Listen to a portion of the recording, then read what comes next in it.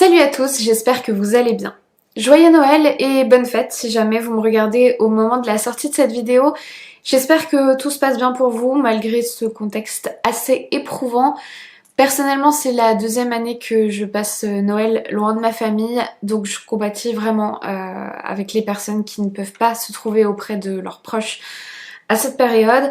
Vous me connaissez maintenant, je vais pas vous présenter une jolie petite histoire qui se termine bien. Je sais que vous adorez les histoires de tueurs en série, donc c'est ce que je vais vous raconter aujourd'hui. Ce sera mon petit cadeau de Noël avec l'affaire de Marcel Petiot, surnommé Docteur Satan, rien que ça.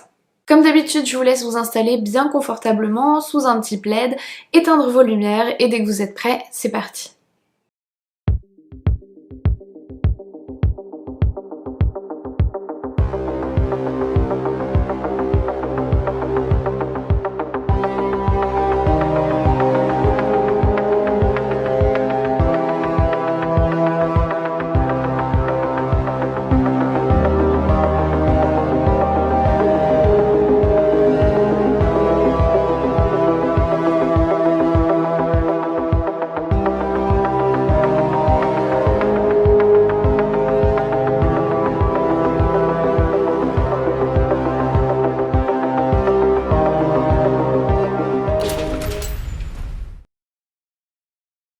Le 11 mars 1944, à Paris, les pompiers interviennent dans un immeuble abandonné au 21 rue Le Sueur, suite aux plaintes de plusieurs voisins concernant des odeurs pestilentielles.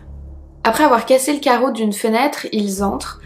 À l'intérieur, l'odeur est encore plus forte. On entend le bruit d'une chaudière qui fonctionne à plein régime au sous-sol. Alors les pompiers descendent à la cave et arrivés en bas des marches, ils découvrent une scène effroyable. Le sol est jonché de corps humains dépecés. Certains sont en train de brûler dans les flammes d'une chaudière à bois. Et il y a même ce qui semble être une chambre à gaz dont la porte est munie d'un judas pour pouvoir observer les victimes en train d'agoniser à l'intérieur. Les perquisitions qui auront lieu par la suite permettront de mettre à jour bien plus de cadavres dans un cagibi au fond de la cour, plusieurs dizaines de corps qui reposent dans une fosse septique recouverte de chaux vives. Le bâtiment regorge d'affaires qui semblent avoir appartenu aux victimes. On dénombre 72 valises, 665 kilos d'objets, notamment des vêtements d'hommes, de femmes et même un pyjama d'enfant. Cet immeuble, il appartient à un dénommé Marcel Petiot, un étrange personnage qui, à ce moment des faits, s'est volatilisé. Mais laissez-moi vous raconter l'histoire en reprenant tout depuis le début.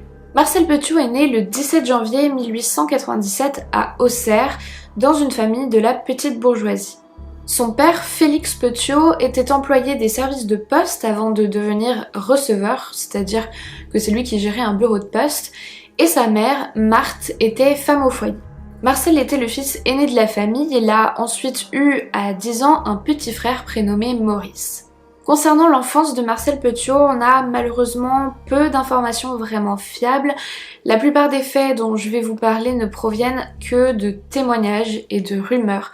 Donc il faut les prendre avec des pincettes. Je vous en parle quand même parce que ça me semble pas tout à fait farfelu et c'est possible que ce soit vrai ou qu'en tout cas il y ait un bon fond de vérité dans tout ça. On dit que Marcel était un enfant très intelligent, très en avance sur les autres quand il était petit. Par exemple, à 5 ans, il avait déjà le niveau de lecture d'un enfant qui en aurait le double. Cependant, on raconte aussi qu'il avait des comportements très inappropriés et violents, comme montrer des images obscènes et ou pornographiques à ses camarades de classe, mais aussi la torture sur des animaux, notamment des chats. Ce dernier point est particulièrement intéressant parce que même si c'est pas avéré dans le cas de Petiot, on sait que c'est un comportement qu'on retrouve fréquemment dans l'enfance des futurs tueurs en série et c'est un indice de cruauté et de plaisir sadique. Apparemment, Marcel aurait aussi été renvoyé de l'école à 11 ans après qu'il ait tiré un coup de feu en classe avec l'arme de son père. L'année suivante, lorsque Marcel a 12 ans, sa mère décède alors qu'elle était internée à Sainte-Anne pour une pathologie psychiatrique qui n'est pas précisée malheureusement. Je pense que ça aurait été intéressant de savoir laquelle pour voir s'il y avait des prédispositions génétiques, mais bon. Et le petit garçon s'installe avec son père et son frère à Joigny dans le département de l'Yonne. Son adolescence se poursuit et est perturbée par plusieurs renvois d'établissements scolaires pour cause d'indiscipline. Donc on voit que c'était un jeune qui avait du mal avec l'autorité et le fait de se plier aux règles de la communauté. À 17 ans, Marcel Petiot il est arrêté après avoir fracturé des boîtes aux lettres et volé du courrier pour lire leur contenu. Il est examiné à cette occasion par un psychiatre qui lui diagnostique un trouble bipolaire et estime qu'il n'est pas responsable de ses actes sur un plan légal et ne peut donc pas être jugé, donc il n'est pas condamné pour ce délit. Ça n'empêche pas Marcel de poursuivre son parcours scolaire et de se lancer dans des études de médecine qu'il interrompt pour s'engager dans l'armée lors de la Première Guerre mondiale le 11 janvier 1916 à une semaine de son 19e anniversaire. Mais un petit peu plus d'un an plus tard, en mars 1917, il est blessé au niveau du pied par un éclat d'obus, transféré dans un hôpital où il est vite accusé d'avoir volé du matériel et donc il se retrouve à la prison militaire d'Orléans avant d'être transféré dans un établissement psychiatrique. Là-bas, les docteurs lui diagnostiquent plusieurs troubles psy importants, la neurasthénie qui est une forme de fatigue chronique d'origine mentale, des phobies et une dépression de type paranoïaque. Donc ce sont quand même des troubles assez majeurs visiblement, mais on renvoie quand même Marcel au front, ce qui semble assez invraisemblable aujourd'hui, mais dans le contexte de cette guerre-là, il n'est pas si étonnant malheureusement. Puis Petiot est à nouveau blessé puisqu'il se tire lui-même une balle dans le pied et il est réformé pour troubles psychiatriques. Ensuite c'est assez intéressant parce qu'on voit qu'il va passer par plusieurs commissions qui vont tenter de déterminer le pourcentage d'incapacité ou d'invalidité due aux troubles entre 1919 et 1923 et à chacune de ces commissions le résultat est différent, ça va de l'invalidité totale à beaucoup moindre pour finir le 18 juillet 1923 où on lui diagnostique une psychose mélancolique, une obsession de la persécution et une démence précoce. Alors là, je vais faire un petit point avec vous concernant ces termes parce que ils sont très datés et qu'aujourd'hui on les comprend pas forcément pour ce qu'ils signifiaient à l'époque. Déjà concernant l'obsession de la persécution, ça rejoint ce qui avait déjà été décelé en 1917 suite à sa première blessure de guerre où les médecins avaient parlé d'éléments paranoïaques. Ça bon, on le comprend assez bien aujourd'hui, c'est un type de patient qui va avoir tendance à entrer dans un délire de persécution, et quand on parle de délire, c'est parce que ce sont des pensées qui ne sont pas ancrées dans la réalité, qui ne se produisent pas en vrai. Ça va souvent être des interprétations erronées de petites choses banales, par exemple « cet individu me regarde parce qu'il me surveille ». Dans la paranoïa, très souvent, tout tourne autour de l'individu, il se sent écouté, surveillé, menacé, il va penser qu'on essaye de l'empoisonner, de le voler, etc. Il n'y a plus de coïncidence et le moindre événement négatif, par exemple une panne d'électricité, va être interprété comme une volonté ciblée de lui nuire. Ensuite, ce qu'on appelait la démence précoce, c'est intéressant aussi parce que au début du XXe siècle, le terme de démence, et surtout ce qu'on disait démence sénile, ça servait à désigner en fait la vieillesse. Enfin plutôt ce qu'on croyait être les symptômes normaux de la vieillesse, comme les troubles de la mémoire ou des fonctions cognitives, des symptômes plus frontaux avec une désinhibition, des troubles du langage, etc. Toutes ces choses qui, en fait, découlent en réalité, on le sait maintenant, de pathologies neurodégénératives. C'est pas le fait de vieillir qui induit tout ça, ce sont des maladies comme Alzheimer, Parkinson, et pendant longtemps, en fait, on a cru que c'était normal que mamie, papy déraille, c'est parce qu'il ou elle est vieillie, sauf que non, en fait, c'est faux. Donc pourquoi je vous dis que c'est intéressant, c'est parce que dans le cas de Marcel Petiot, qui à l'époque a 26 ans, on dit qu'il montre des symptômes de démence précoce, comme s'il était déjà devenu complètement sénile. Donc ça, c'est bien la preuve qu'il y a des troubles, sans qu'on sache exactement de quel ordre, est-ce que ils sont cognitifs, comportementaux, psychologiques, mais en tout cas, il y a quelque chose qui ne colle pas.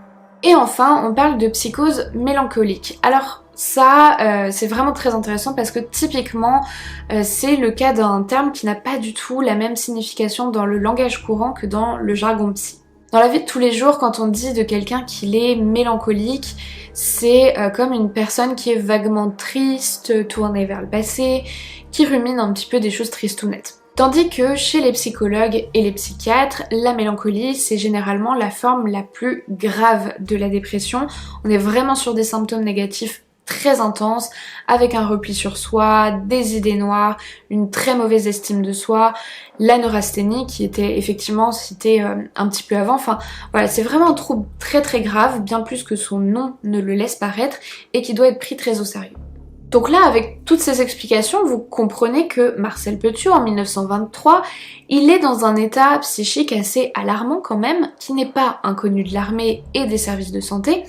Donc c'est d'autant plus choquant d'apprendre qu'au même moment, enfin même depuis la fin de la guerre en fait, il a pu bénéficier d'un programme qui facilite l'obtention des diplômes pour les anciens soldats. Donc il a pu décrocher son diplôme de médecine en 1921, mention très bien, et dans la foulée, l'année suivante, il a ouvert son propre cabinet médical à Villeneuve-sur-Yonne. C'est d'ailleurs un cabinet qui fonctionne très très bien puisque Petiot, qui a le sens du commerce mais qui semble aussi avoir le cœur sur la main, offre des consultations aux pauvres. Ça lui fait une vraie publicité et il gagne rapidement une grande patientèle qui repart parfois allégée d'un petit peu plus que le prix de la consultation, puisque on dit que Petiot aurait des tendances kleptomanes. Voilà, donc il lui arrive de subtiliser des objets de valeur de ci de là. Cela dit, ça n'entache pas trop sa réputation visiblement, puisqu'il est élu conseiller municipal en 1925 et que l'année suivante il devient carrément maire de sa commune. En même temps, il se marie avec Georgette Valentine Lablais, avec qui il a un fils, Gérard, qui naît le 19 avril 1928. Bon, à la fin des années 20, tout ne se passe plus aussi bien pour Petiot. Il est souvent accusé de délits comme des fraudes, des détournements de fonds, des fausses déclarations à l'assurance. Il est destitué de son rôle de maire en 1931, passe beaucoup de temps au tribunal, et même si son avocat lui évite à chaque fois d'être condamné, ça commence à sentir un peu le roussi pour lui. En plus, il y a plusieurs rumeurs bizarres autour de lui, comme quoi il serait impliqué dans des affaires pas nettes, notamment sa bonne Louisette qui s'est volatilisée du jour au lendemain, ou bien l'incendie d'une laiterie dans laquelle on a retrouvé le corps d'une femme assassinée à coups de marteau. Or cette femme, il paraît que c'était la maîtresse de Petiot. Alors le docteur décide de laisser tout ça derrière lui en déménageant à Paris en 1933. Là, il ouvre son cabinet médical au 66 rue de Caumartin. Et à votre avis, est-ce qu'il se remet dans le droit chemin ? Non, évidemment. Au contraire même, il passe à la vitesse supérieure. Il fait plein de publicité pour son cabinet. Il promet monts et merveilles pour récupérer tous les cas désespérés de la ville. Il fait croire qu'il a développé des techniques hyper innovantes, révolutionnaires même, et il se déclare aussi spécialiste en désintoxication, alors qu'en réalité, il refile à l'appel des cachets sur ordonnance à des toxicomanes. Ce cabinet en plein centre de Paris vous offre toute facilité d'accès. Il comporte les matériels des plus modernes et des plus perfectionnés, avec rayons X, UV, UR et radiothérapie superficielle ou même profonde, laboratoire de galvanisation, ionisation, ergothérapie, diathérapie. Le docteur Petiot fut le promoteur en 1921-23 d'une technique parvenant à supprimer complètement les douleurs dans les accouchements, sans anesthésie générale ou régionale et sans instruments dangereux. Cette méthode permet la suppression de la douleur dans les affections les plus pénibles, sciatique, rhumatisme, névralgie, zona, névrite, ulcération, cancer.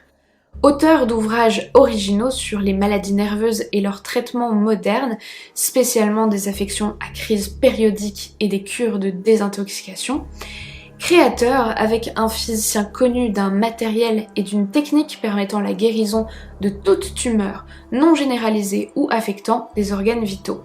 Le docteur Petiot vous sera parfaitement reconnaissant de bien noter dans vos annuaires son adresse, 66 rue Caumartin, Paris 9e. En 1936, Marcel Petiot se fait pincer alors qu'il vient de voler un bouquin chez Gibert, une célèbre librairie du quartier latin. Pour se justifier, il déclare aux policiers qu'un génie ne se préoccupe pas de basses choses matérielles. Mais à l'époque, on ne rigole pas avec les vols. Encore une fois, le médecin est déclaré aliéné mental et on l'interne en hôpital psychiatrique pour 7 mois. Et là, c'est très intéressant parce que le cas de Marcel Petiot ne fait pas l'unanimité. On a visiblement un premier psychiatre qui dit qu'il est complètement délirant et irresponsable de ses actes, tandis qu'un autre est persuadé qu'il s'agit d'un individu sans scrupules, dépourvu de tout sens moral, mais qui est bien conscient de ce qu'il fait. Finalement, le 20 février 1937, Petiot est libéré de l'HP et il est autorisé à reprendre ses consultations dans son cabinet. En mai 1941, le docteur Petiot et sa famille s'installent au 21 rue Le Sueur, dans un immeuble acheté quelque temps plus tôt par le médecin et dans lequel il a effectué des travaux d'aménagement. À ce moment-là, on est en pleine Seconde Guerre mondiale. Lorsque Joachim Guschino, un voisin juif de Petiot, lui demande s'il connaît un moyen de traverser la frontière pour fuir la Gestapo, le médecin a une nouvelle idée particulièrement affreuse. Il lui propose de l'aide et lui donne rendez-vous le 2 février 1942 dans son immeuble. Guschino arrive, prêt à s'enfuir. Dans ses valises, il a rassemblé toute sa fortune, près de 2 millions de francs en diamants. Petiot l'assassine sans scrupule pour s'accaparer ses richesses. Et puis après ça, bien d'autres personnes vont commencer à disparaître dans l'immeuble maudit. Un toxicomane qui menaçait de dénoncer Petiot, puis une voisine qui voulait devenir sa complice. Ces premiers meurtres donnent confiance au docteur. Dans ce contexte de guerre, de déportation, les disparitions de personnes juives passent presque inaperçues. Il décide de se présenter comme un chef de réseau de passeurs pour l'Argentine auprès de riches clients qui tentent de fuir l'invasion nazie. Pour l'occasion, il prend même un nouveau nom et se fait désormais appeler le docteur Eugène et est aidé de 2 complices, le coiffeur Raoul Fourier et Edmond Pintard, un artiste de music hall. Le mode opératoire de Petiot est incertain, mais les enquêteurs pensent qu'il disait à ses victimes de les rejoindre dans son immeuble avec toutes leurs affaires de valeur, puis qu'il les empoisonnait avec ce qu'il prétendait être un vaccin. Le docteur fait ainsi disparaître plusieurs familles juives entières, les Braunberger, les Kneller, Bach, Wolf, Stevens, Anspach. Il s'en prend également aux malfrats avec lesquels il fait affaire, François Albertini, dit le Corse, Joseph Réaucreux, surnommé Joe le Boxeur, Claudia Chameau, dite Lulu, Annette Petit, Joseph Piereschi, Adrien Estebetegui, Paulette Grippet, dite la Chinoise, ou encore Gisèle Rosmy font partie de ces victimes. Une fois les victimes assassinées, Petiot les dépouillait puis il faisait disparaître les corps en les brûlant ou alors les jetant dans la cuve de chaux-vive ou les découpant et ou en les jetant dans la Seine. Au bout d'un moment, les agissements de Marcel Petiot finissent par remonter aux oreilles des Allemands. La Gestapo sait qu'il existe à Paris un réseau mené par ce fameux docteur Eugène qui ferait passer des Juifs en Amérique du Sud. Ils envoient un de leurs prisonniers, Ivan Dreyfus, pour qu'il infiltre le réseau, mais ce dernier se volatilise, lui aussi tué par le docteur. Les nazis envoient un second espion qui cette fois leur permet d'arrêter Marcel Petiot. Donc il est arrêté et incarcéré à la prison de Fresnes pendant près de 8 mois, pendant lesquels on va le torturer afin de connaître les noms des autres membres de son réseau de passeurs, autres membres qui n'existent pas bien entendu, et donc après ces 8 mois, les Allemands finissent par le relâcher puisqu'il n'a donné aucune information. Et c'est quand même un comble puisque les nazis étaient convaincus que Petiot faisait partie de la résistance, alors qu'en fait, pas du tout, il éliminait lui aussi des juifs. Lorsqu'il est libéré, le docteur décide de retourner au 21 rue Le Sueur pour faire disparaître certaines preuves avant de se volatiliser. On en arrive donc au moment où, suite aux plaintes des voisins, les policiers parisiens découvrent les corps dans l'immeuble.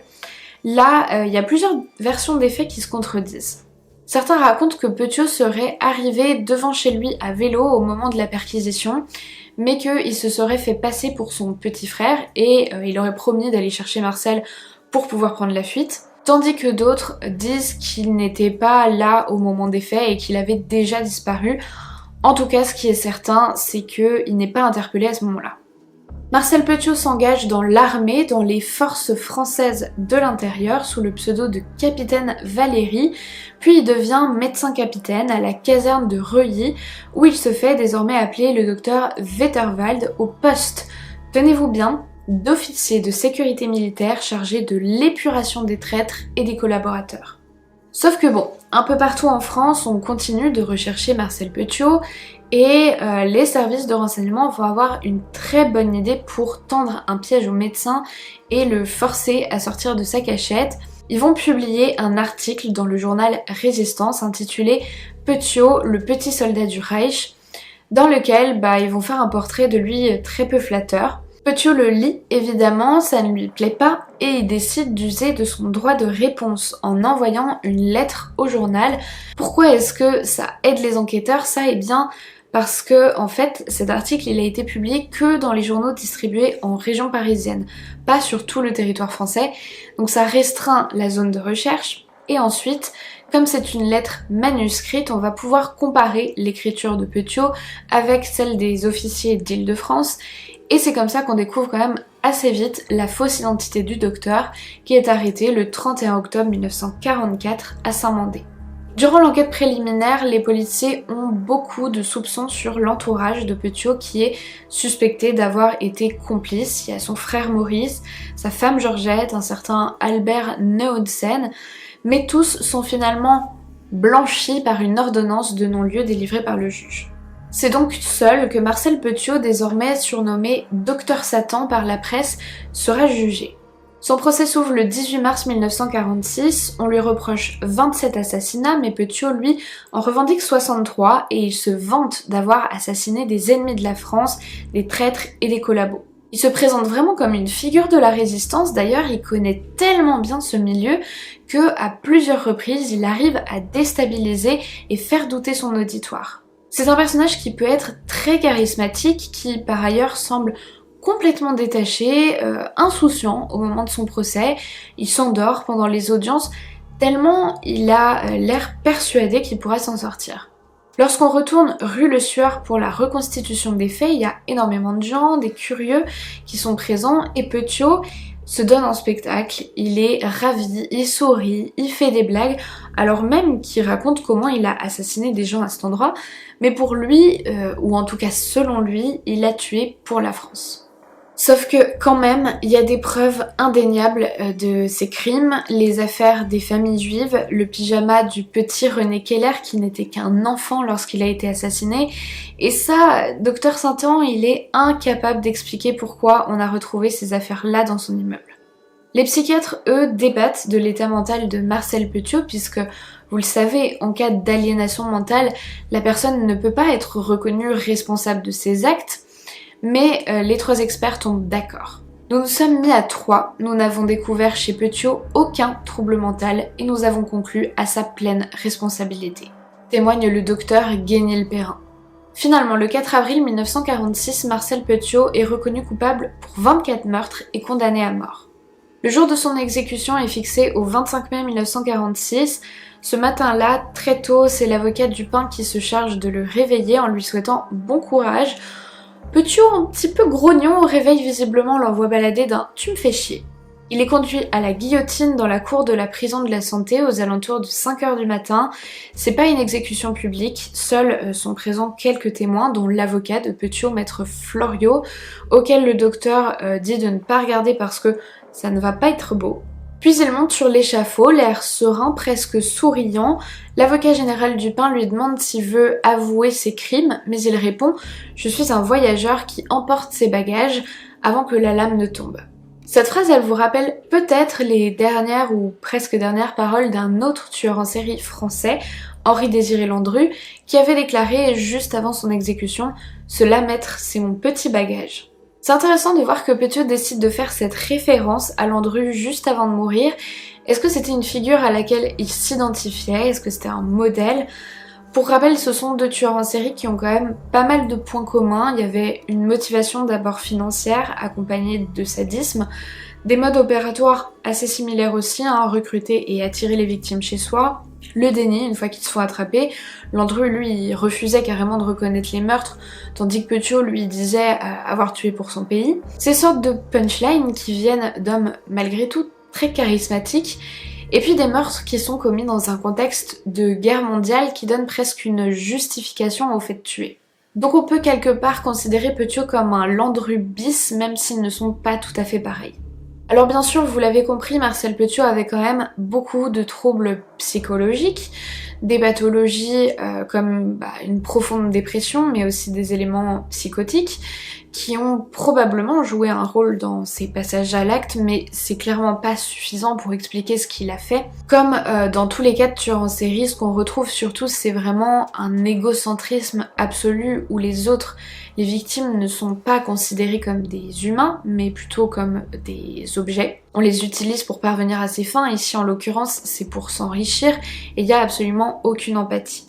Ce que je trouve le plus fou dans cette histoire, c'est vraiment le parcours de Petiot, qui était quand même médecin et homme politique, dont on savait qu'il avait des problèmes psychiatriques et des comportements criminels, mais que ça l'a pas empêché d'avoir son cabinet et puis une certaine notoriété et l'influence qui va avec, chose qu'il a utilisée pour commettre ses meurtres.